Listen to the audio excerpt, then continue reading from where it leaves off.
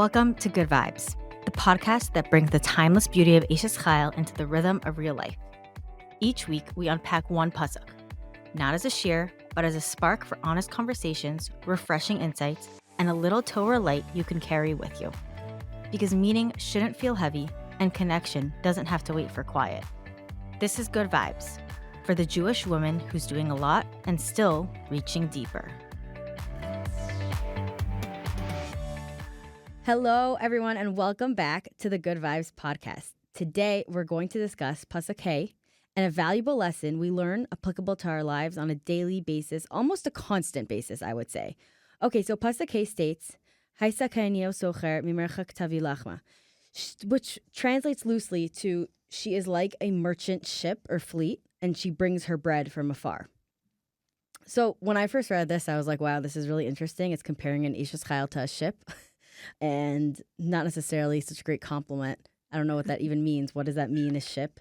And that we bring bread from afar. So what is this a mashal to? What are we actually talking about here? What is this ship reference and what is the food reference? So the Matzudas David brings down that just like the ships of merchants that go a long distance, like go the long haul, so too she goes the distance and gets food, gets bread, which is equivalent to Parnassa.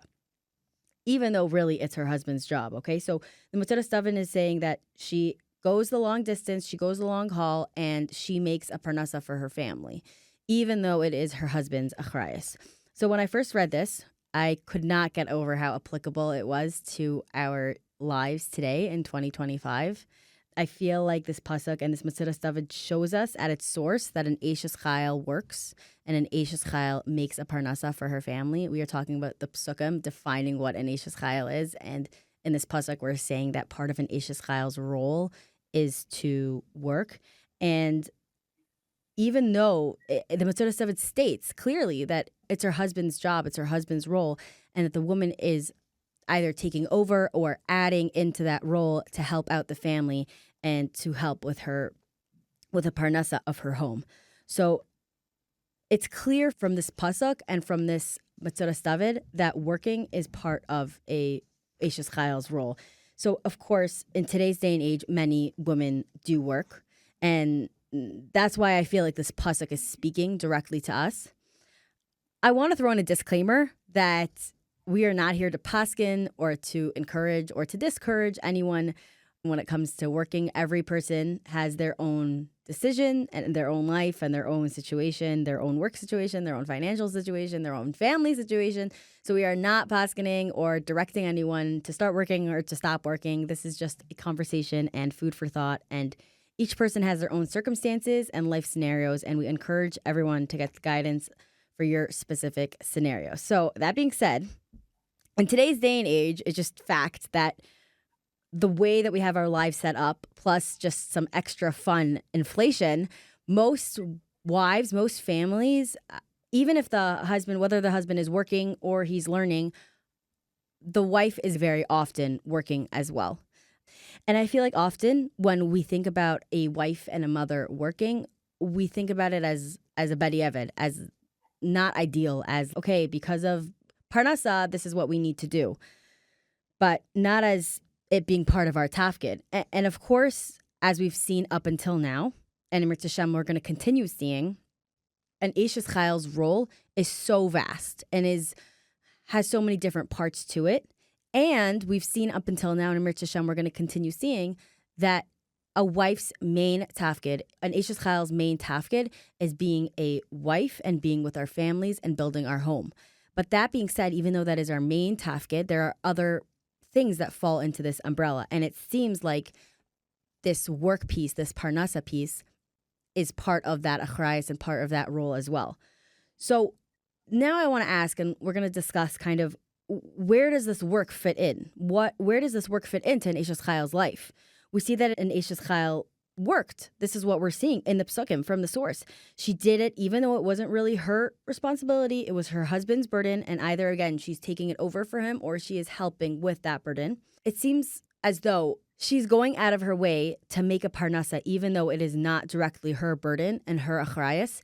And this, again, is part of what an Eishes Chayil is. It is part of the roles, the categories that fall under the umbrella of what an Eishes Chayil is. So we're saying that the ideal image of an Eishes Chayil has making a Parnassa for her family within that.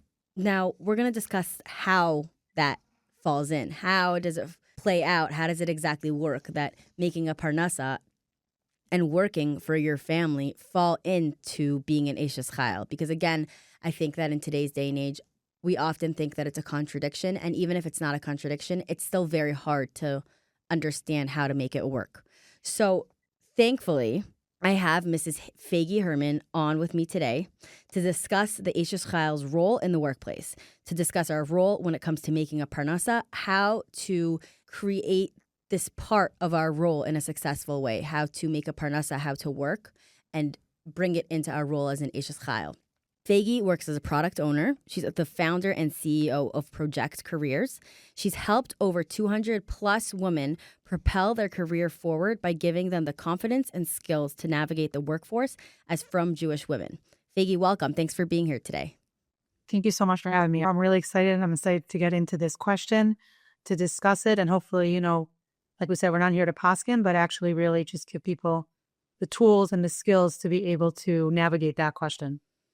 Amazing. Okay, thank you. So maybe we can just start off by you sharing your thoughts on this topic of, I guess, just what do you think? What are your thoughts about when it comes to an Eishes Chayil, actually, that working is part of our role and working is not something that is looked down upon. It's part of it. I guess it's kind of the way that I'm trying to look at it is the same way that keeping our house in order is our role. So apparently working and making a Parnassa is also part of our role, even though we're taking it from our husbands. What do you think about that? Where do you stand on the subject? Maybe just share your thoughts. So I think it's really important to have clarity.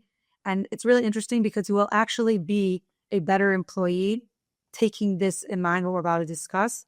And it's very important is that yes, we can work and sometimes we should work, but that has to be an internal decision and recognizing that as the Ikaras Habayis, that is where you are first and foremost. Now, a lot of people become better wives and mothers because they are working. Because whether or not it means the financial strain is too heavy and therefore they feel like they need to take on this burden and that will allow for them to be a better mother and wife, whether it's because they get sipuk from work and they need to also use their skills and their talents outside of the home. But again, it's always coming back and recognizing I am here and I am doing what I am doing so that I am building my home in the best way. The second that work becomes the most important thing and you forget your Eishes Chayil role in that, then you know that you made a wrong turn somewhere along the line. So that's the foundation. That needs to be clarified right away. Wow, Faige. Okay. If I understand correctly, I think that you're bringing 2 points to light. I think that point number one, you're saying that even though this is part of our role, I would almost categorize it as like a subcategory of our role. Our main role, like we said before, is being an Ikaras Habayis and putting our focus on our home and our family and our husband first and foremost, and our children, of course, Mirza Shem, our children. And this is part of that bigger role. But when we put a focus on work, almost equivalent, for sure if it's more than our home, but even if it's equivalent, I think it's a great way to indicate that maybe we need to take a step back and reassess. And I think the second point that you were saying, which I think is very enlightening to people, is that often when a wife and a mother works, she can end up being a better wife and a mother because she's able to express herself, extend herself, utilize herself in other ways that might be recharging her to be a better wife and be a better mother. Do you ever feel like it's the opposite, though, that some people who work... There are people, and we're going to talk about that, there are for sure people that start, their career takes the center stage. They are not present with their kids. They are not present with their husband. They dread, the evening and the afternoon. They are only on a high when they enter work. And we're going to talk about how detrimental that is actually in your career. And that's a big thing that we focus on in Project Careers and in the actual program that helps people build soft skills. There are for sure many people. And that's a big loss for all of Klal Yisrael, honestly, and for that individual. When they start putting work as the most important thing, they will totally end up getting burnt out and both at work and at the home. That's so interesting. Even when I asked that question before, I was honestly, in my mind, I was thinking like if a wife doesn't like her job and doesn't like her work, so that dread the whole day or For that. sure. The Chobos Halavos says, get something that you could do that you enjoy. Now, I don't think that everyone's able to get their ideal work. I mean, maybe reach out to a career coach and take that test. Sometimes your life situation doesn't allow for you to do your ultimate, but there is ways that you can express yourself in your work. And again, if you're in a toxic environment, and we'll get to that in a second, then yeah, you do want to leave that area. If you see that you're bringing work home with you and it's really impacting your self-esteem and the way that you interact with people and you get burnt out coming to work, meaning on both ends, if you are super career woman or you feel like you're being pushed down, both instances, it means that you are putting work on a pedestal. That means that work is becoming more important than what you're doing at home. And that is the type of person that I would not recommend to go out and work in that situation, like in that attitude with that mindset. So what's the ideal? The ideal is, this is my, opinion. And obviously after speaking to mentors, and this is what my understanding is. So take it with a grain of salt. But I do see the results play out very clearly in those women's lives that I've helped in the past. The ideal is that you enjoy what you're doing. You build yourself as a person at work. Work presents you with certain situations that allow for you to build yourself up in your midos, in your confidence, in your fear, in your emunah. Work is a whole environment that just allows for growth. And that is a great opportunity for any woman and any person to put themselves into. When you first said growth in work, I was like, oh, like climbing the ladder in your career and money-wise. And you're coming from a totally different, refreshing perspective of just the same way that when you go to high school and when you go to seminary and when you go to wherever else, it's almost like a playing field where Hashem can test you in a way that you can like work on yourself and grow and get to the better Racheli that I am. Hopefully, you're saying that work can be that environment as well, which is so interesting because I don't think that we look at it like that. I think that most people just look at it like, this is where I go to make a Parnassa for my family, whether I like it or not. Maybe if I like it, so then it's fun. But it's for me that you just said that, I'm totally thinking about, wow, this is like my high school of working on myself and my environment. That's so interesting. That is why this is the ideal, because the second that it becomes about climbing up that corporate ladder or getting recognition, feeling accomplished, which don't get me wrong, you accomplish a lot at work. And we discuss that.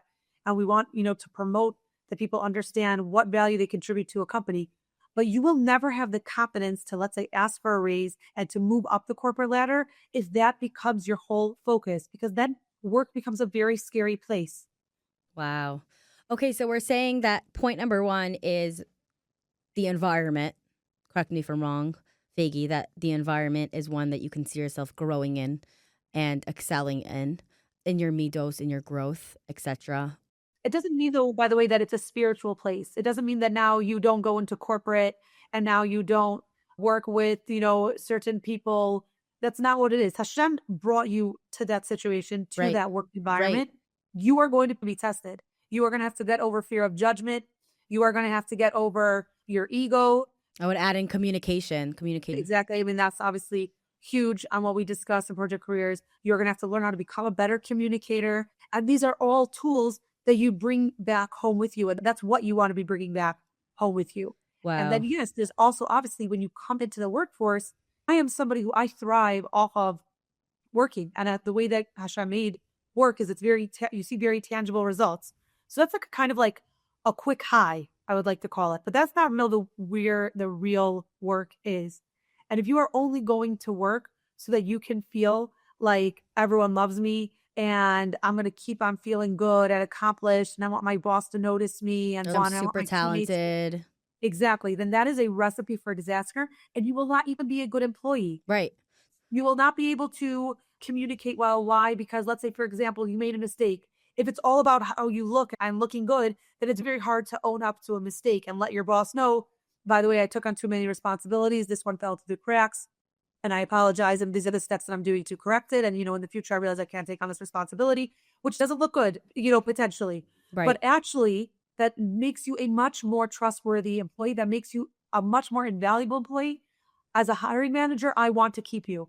I like the honesty. I like the openness. I like that you recognize that you are fallible. And also when it comes to the accomplishments, if you're so worried about losing your job, I mean, I'm not saying that's not a real fear, but when you're coming to approach your boss and ask for a raise or negotiate something, if the whole focus is trying to promote yourself in your career, then it's very scary to ask for a raise. Then you're like, oh, I'm self-conscious. Did I really do those things? No, you practically look at it. You see what you've done, what you've accomplished over the past, and you're presenting the facts. You do not need to get emotionally involved when asking for a raise. The second that your job becomes an emotional outlet for you, like I said, then you're in a bad place. Your home and your husband and your kids, that is where your real work is. And when you recognize that work is just, another springboard to help you become a better person, then you become such a fantastic employee. That's such a beautiful, I'm still like so caught on the fact of how you look at that.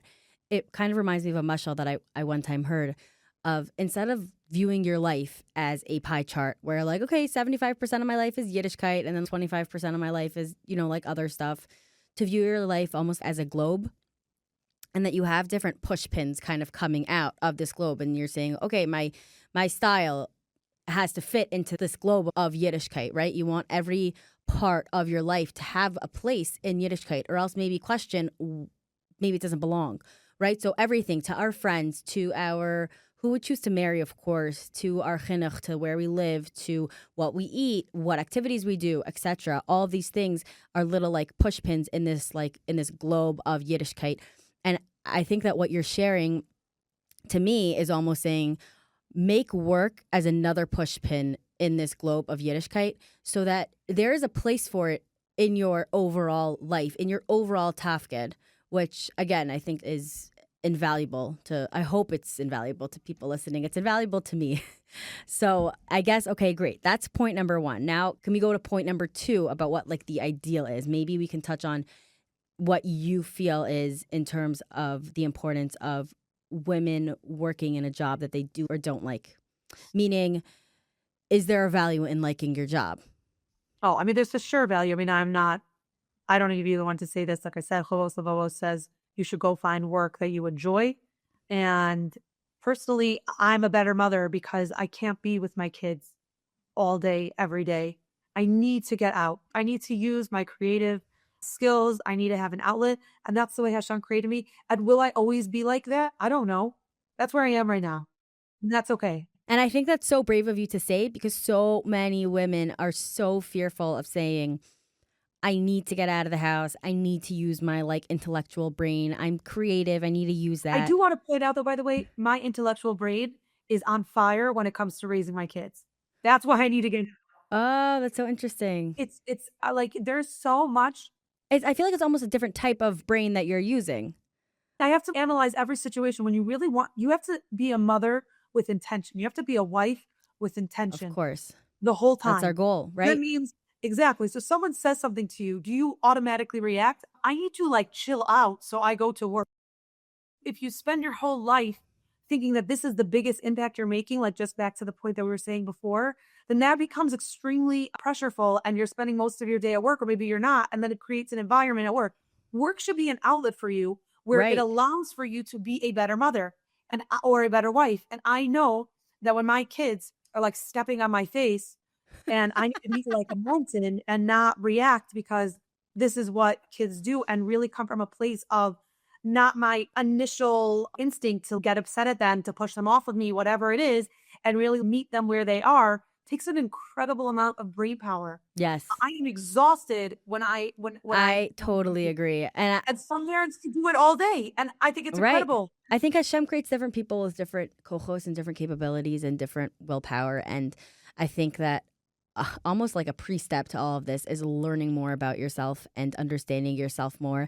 And that's like the answer to like almost everything in life. You cannot work if you do not know where you're holding and where you are.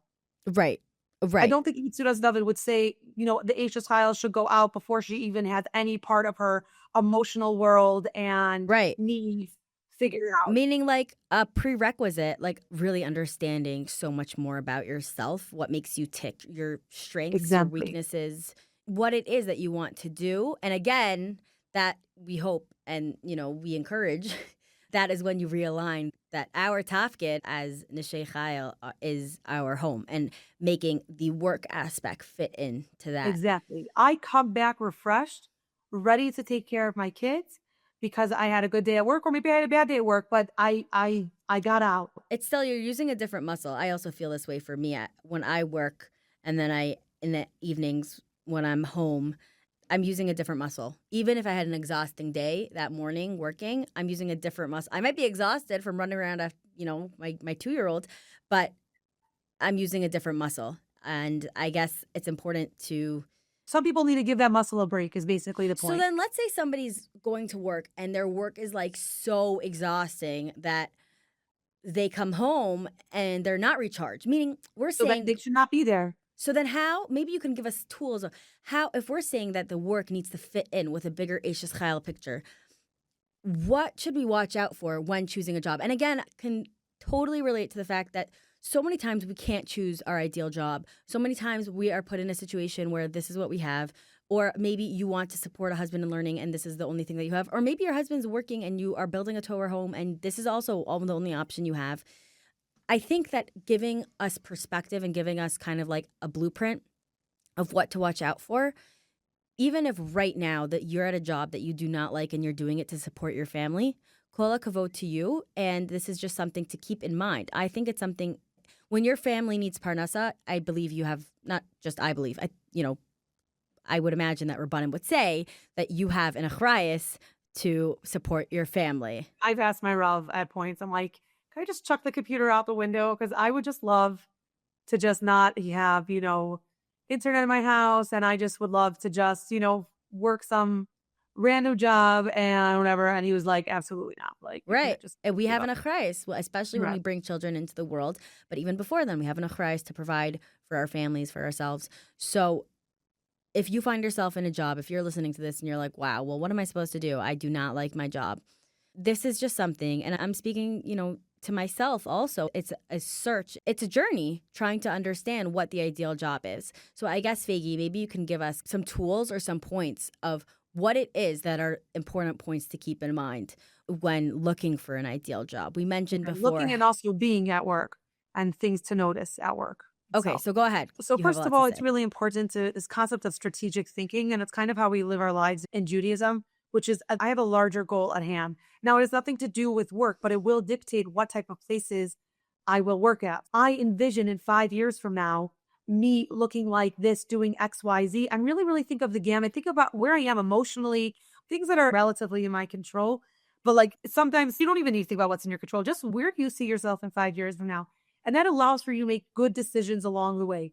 Is taking this job getting me closer to that goal? And when you have a clear goal, then you become a lot less resentful of the hiccups that come along the way because you are focusing on getting that ball in the basket. It doesn't matter that you tripped along the way or that you had to sidestep someone.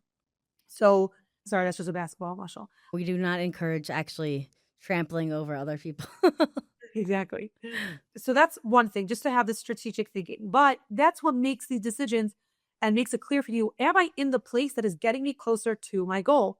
So I'm in a toxic working place and I come back depressed every single day. Is that getting me to my larger goal? I don't know if it's getting up the corporate ladder. Maybe it is. Maybe this is what everybody does in order to start off as like a lowly CPA, doing their own thing and working crazy hours, and then slowly making it into corporate and then working these crazy, insane hours, working 60 plus hours and going out, with your coworkers in places that you do not enjoy and you do not want to be and you do not feel as good for your ruchnius. But if your goal is to climb up the corporate ladder, then yeah, you're going to suffer through it. But if that's not your goal, then it's about, I really want to enjoy what I'm doing and I want to bring home a solid Parnassa and I want to work with people and I have these skills. And then you are able to make a much better decision. So you find yourself in this very toxic workplace, get out. I'm not telling you to quit your job. I'm telling you to start looking for other jobs. Now we said, what do you look for when you're looking for other jobs? You want to go to a place where you feel that your values and your boundaries are going to be respected. Those are two very clear points. That is very much almost like tangible, that your values and that your boundaries are respected. I think that those are two very concrete things that we can watch out for and that are not like esoteric and people can really relate to. Exactly. The only issue is that a lot of people never actually sat down to define what their boundaries are Right. before they approached work. They never sat down to define what are their values. And this is one of the assignments that we work on in the program, that you need to understand what are your roles and responsibilities in this workplace. Which is the achrayus of the employer to tell you. And if they don't, It'd be great if he did. but if it's not, then it's on you. If they don't tell you, then you need to make sure that you know. But it obviously requires the other side communicating and saying, okay, we need you for these and these hours and to do this and that, whatever Exactly. it is. And you need to understand, does those requirements fall into my value system? Does this pass over boundaries? I was speaking to somebody who was negotiating for a new job, and everything seemed to be working out except for the fact that, one, they didn't offer her exactly what she was looking for, and they wanted her to work certain hours that she really likes to dedicate being with her kids. So then negotiate that, have that conversation. And she said, listen, if you're not going to pay me what I'm looking for, meaning if you would pay me X amount of dollars, and maybe it's worth it, that's up to her to decide. I don't know. That wasn't our conversation. But what she came back and said, you want to pay me, $3 an hour less than what I was looking for, but I am going to take the liberty of making these boundaries very clear. I do not work between the hours of 7 and 8 p.m. I do not work then. But why? Because she had a very clear understanding of what her value system is. She was able to dictate what are her boundaries. And she also, she knew her responsibility of what this job entails. And with that understanding, she's able to say, I know that my boundaries can be respected. There is a way for me to be the team leader in this project without giving up my 7 to 8. Right. Again, if the responsibility is something way beyond you, then don't go into that job. Right. Be real with yourself. So when you look at a job description and when you interview the company, you want to make sure, are my responsibilities clear? Is my role clear? Is this something that aligns with my boundaries? Is it something that aligns with my values? Can I contribute my 100% and know that I'm not going to come back home and be all emotionally spent? Wow. That's so enlightening. And it keeps on going back to your values and your boundaries and the responsibilities that you're going to take over on this job reflect who you are, meaning your values and your boundaries reflect what's important to you, how you live your life, how you want to live your life. And therefore, when you first look inward and decide what it is that is your end goal, climbing up the corporate ladder, or is it raising a home in the best way that you know how and learning along the way. So depending on what you do choose, and obviously those are two extremes, but everyone will have their own little nuances depending on themselves and their lives and their families. And when you first define that for yourself, you are then able to look for a job and to attract a job that kind of falls into That's that. such a good point, by the way. I love that you said attract a job because it's really very true. Right. If you are a person with strong values and you are clear on what your roles and responsibilities should be, both at home and at work, and you are clear about your value system, then that totally translates into an interview. They read it off of your body language, and that is somebody that I would like to hire. Right. You want to hire someone because I know they take responsibility. I know that they're trustworthy. I know they have all the soft skills that make them successful in the work environment. Right.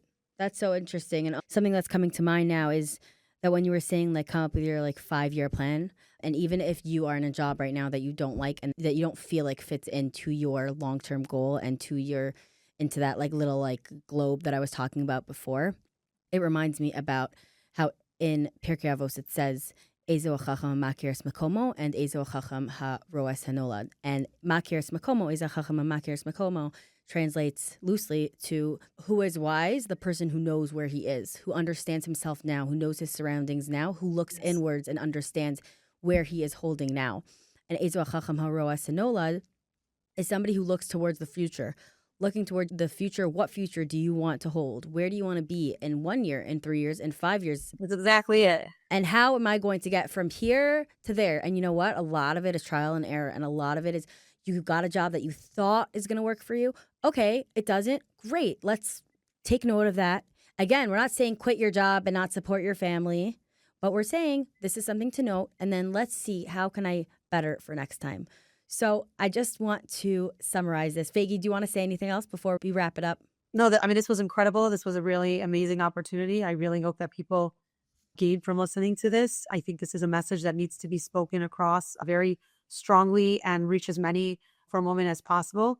I appreciate you bringing this topic up. Of course. And just to summarize, back to the pasuk, we started off with pasuk Hey, talking about how a woman is like a ship that goes to get her bread, which is Parnassa, and we were saying how the Matzuras David says that it is a woman's role to partake in her Parnassa and bringing in the Parnassa, even though it is her husband's job. And then we had the amazing Faige Herman to talk to us about how that relates to our life.